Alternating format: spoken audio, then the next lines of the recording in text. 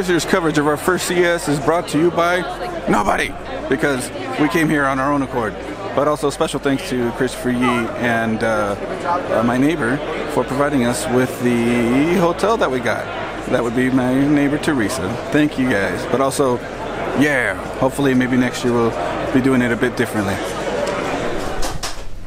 Alright, well, day 2. Let's get back to editing.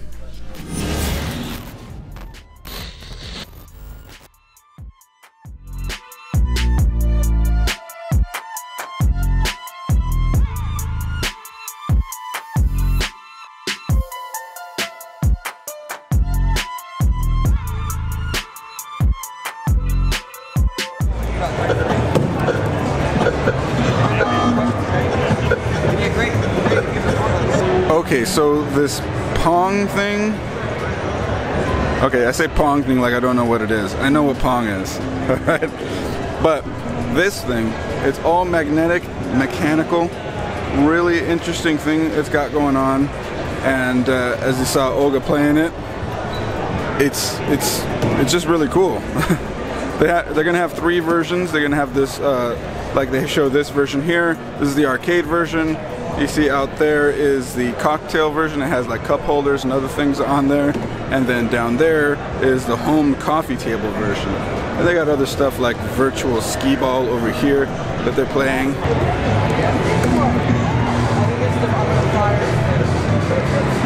Wouldn't one of these in your house or home bar be really freaking cool? And that's the cocktail version, cocktail table style. Pong. Okay, this is a cool thing that Atari is doing. I'm looking forward to seeing more of this.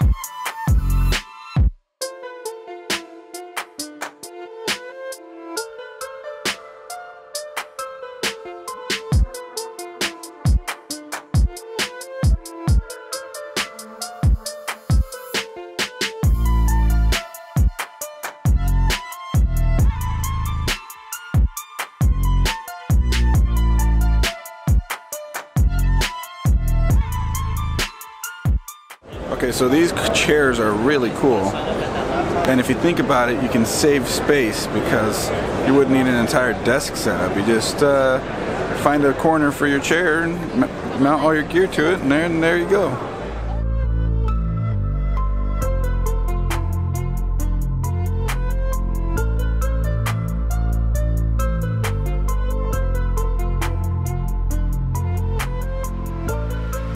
We got a VR RC card thingy right here. This does look like an established platform of RC card, but it's a Chinese company, so who knows exactly what is the submodel there. But I see some 8 scale shocks in there. Hey.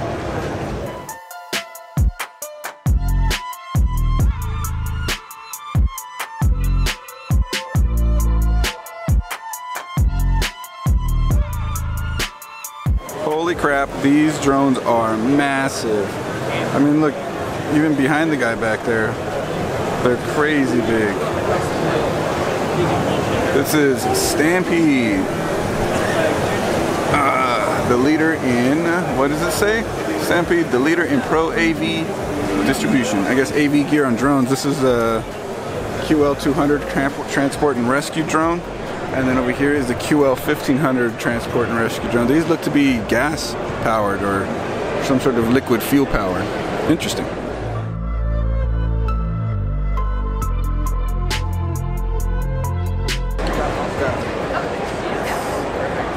So there seems to be a lot with retro gaming right now, especially arcade setups. Playing old school Data East game. This is really cool. Punched him in the gut. Yeah, so this is arcade one-up, at-home arcade stuff. They also have wall arcade stuff for like bars and coffee tables and tabletop. Yes.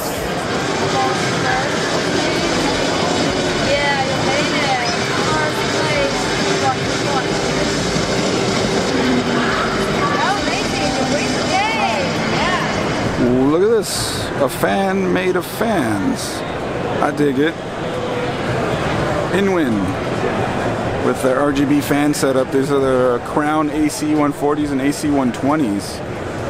Nice little display. Although Inwin has a bunch of other cool stuff like this art piece over here. Yes, they've been showing this off I think since Computex. This thing is really nice. And there's a computer inside of there for sure, but it's definitely more of an art piece. Just go ahead and click through them. My wife is clicking through the lights. Look at this front panel though. This is really interesting. Imagine the kind of customization you can do. Throw up your logo. Look at the thing. It's a clock. Bouncing around. I believe you could even play a game on this. Really neat trick that this case has. Coalition Gaming. Oh yeah.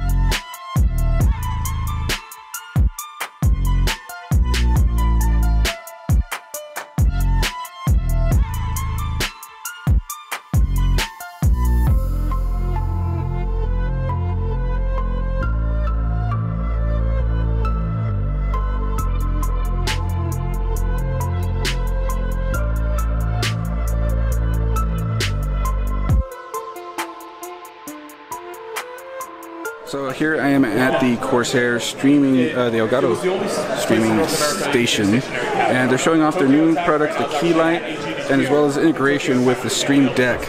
And everything is all on demo up here. And they have a Sony a6500 up there. See, there's one Keylight, there's the other, there's the computer that it's with, and so just a quick demonstration to show you guys. I'm going to go ahead and press some of the buttons. You can see OBS over there. For anyone who was unaware of how the Stream Deck works, each of these LCD screens is a button and they're all customizable. So right now it's on game. You see game up here. So if you're a streamer, this is really awesome. I put it on face. What's up? Yo. And then we can go back to game up there. So full control of OBS on a little macro thing here. But now with the key lights, you have key lights up here controlling. I'm going to turn them off from the off button, or you can also turn them on, and there they are. Now they're on as well, but you can also control their brightness, and you can control their color temperature as well. And you guys probably didn't notice that much, but because the camera's compensating for it, but you can do all the way down from like soft white to bright white. So 2700K to 6500K-ish lumens, and so it's bright whitish to, or let's say yellowish light. Really, really nice setup. The key lights are definitely something I want to see become more popular, because I do want to see competitors and such pop up for that, because its functionality is great. They're $200 a pop, a little expensive though. Anyways, this is the Elgato Stream Station. I'm actually pretty excited for the Corsair slipstream technology, bringing a bit more higher bandwidth, I guess you could say Wi-Fi wireless connection to wireless peripherals, like a mouse, because I do have a living room setup that has a Logitech no lag, I guess, supposedly mouse, and it works pretty good, but just from my initial testing with the slipstream one that Corsair has here, it's already better than that. It's pretty freaking solid. Here we are in the AMD suite, and even the floors are cool. It's got a very Tron-like thing going on. The suite overall has got tons of cool stuff. We got an epic demo over there. We have a big screen showing off a bunch of information. Some demo stuff as well, custom computers, and there's just so much stuff here, and it's such a nicely set up suite. Okay, so right here in person, have the Radeon Vega 7 graphics card, and the die, that's the Vega die right there. Look at that thing, it's huge, packed with stuff. Each of those modules on the side is HBM memory. This thing has a slick, brushed metal look to it. Really, really like the design. And let's look at the top here. Let's look at what kind of power it's going to use. We have two 8-pins. That's looking pretty good. Okay, so over here on this angle, we have your typical display output setup nowadays for Vega. You got what, 3 display ports and 1 HDMI. I guess that'll do. If you have DVI, yeah, you're out of luck. But you know, get with the times, I guess. If not, there's definitely access to display adapters. It's not a big deal, to be honest. They're cheap. So this is the AMD suite. Hope you guys liked the content here. Okay, here in the AMD booth, I'm calling it a booth. It's a freaking suite, and it's freaking sweet. This is one of the Singularity cases. This is the one that the J2 Post Malone build is based off of, and holy crap, is this thing sick. Water distribution blocks, you got the pump down there, you have the lighting, custom wiring. There's going to be a little bit more B-roll for you guys, but this thing is just amazing looking. We are now over at the MSI suite, and we're checking out some cool stuff here. Check this thing out. That's the Lightning RTX, probably 2080 Ti. And I'm not entirely sure that is completely ready for production yet, but it's definitely cool to look at. Probably nothing I'm ever going to own, but I love the little displays that they do in these suites. It's just really cool looking. They told me growing up that size didn't matter. It looks so much better. I'm pretty sure that they lied. Look how big this thing is, dude. Holy shit. Oh, demonetized. And there's Olga for scale. Okay, I find it actually really awesome that MSI is doing this. I don't know if it's a product that they're going to keep pumping out or if it's just a one-off for this case, but it's something I want to see take hold in the market. Is a customized GPU light-up support brace thing. This looks like it's made out of acrylic, but imagine getting your own customization done to that. Having that to show off on the graphics card. You can't have a vertical graphics card, but you can have something to show off that would look really nice and have some sort of function interface. Yes, it was pretty nice. I swear, nowadays I feel like everybody's trying to rip off our logo. And there's Lucky the MSI Dragon. Not Linus's. Really, Windows Update? Really?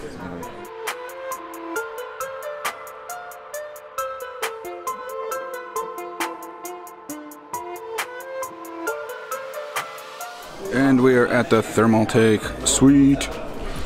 So the Thermaltake suite does have some sweet stuff. And let's see here. This is the level 20 with the VT mod, or VT bonded level 20 case. Got a cool little camo thing going on. Definitely going big on the RGB. It's fully custom water cooled with their custom water cooling gear that Thermaltake does. And well, look at that. 2 bottom mounted fans. You got a fan grill there. Got the round water block on the CPU, definitely RGB lit. Looks pretty good, and it's not that big of a case overall. It's just kind of a thick boy, but you know, is what it is. Nice little case. And then coming down the line, we have more level 20 GT. These cases are definitely high-end, expensive stuff.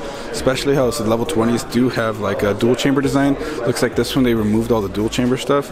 The LED light you see on the vertical graphics card, it's a Zotac graphics card. And vertical mounted, really nice. I like the chrome on this, to be honest. That's actually something I do dig. Here's another level 20, kind of the blue mod, custom water cooled there as well. And it looks like the tubes have a sort of frosted look to them. I do kind of like that. Let's have a closer look at that frosted look. Like, yeah, see, that's kind of, it looks like they're cold. I actually like that effect because if you look at the reservoir doesn't have a matching frosted look. It just shows more like liquid paint, but the tubes there do have that frosted look. And now here we are in, like I mentioned, the dual chamber level 20 setup. And that dual chamber setup, in this case they used a a water distribution block in the front chamber. Looks like this one has some sponsorship stickers on there. Intel, XPG, EVGA, and G-Skill. It's got an EVGA Hydro Copper RTX card in there, fully custom water-cooled EVGA motherboard as well. And I mean, look at that. I like the water cooling hard tube coming out the top. It's cool. Hopefully nobody ever confuses that with a handle though, because that would mean disaster. So if you're somebody who wanted to RGB all the things, but also water cool all the things, this Thermaltake setup is for you. This is a water block for RAM. A water block for RAM. Can you believe that? I just told you it's a water block for RAM. Yeah. This is an interesting product, in my opinion, is that it's an RGB clip-on RAM dealio. And so instead of having to put RAM heat spreaders on, or RGB heat spreaders on all your bare RAM, you just clip this thing on and be done with it. Kind of cool.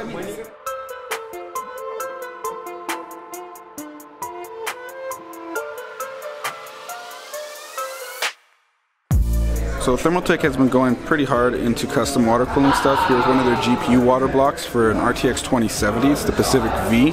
And then you have a couple of their RGB water blocks for CPUs, round one, square one, whatever you're into. There's some of the fluids that they have.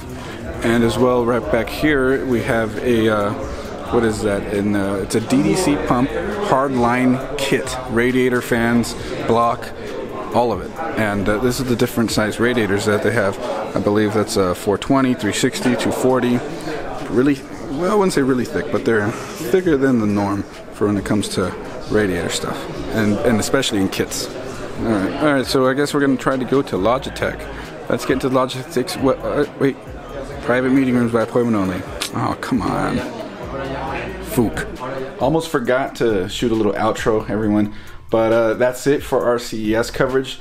We really ran low on time. There's so much to see, and I wish we could show you guys more. Hopefully next year we'll be able to get more days out here, or at least be able to see more stuff. So thank you guys for watching this video. Thank you all for your support, and we'll see you all in the next one. Make sure you hit that subscribe button. We always got more coming. Hit our socials down below. Join our Discord, Twitter, follow us on Twitter, all that stuff. We'll see you in the next video. Bye.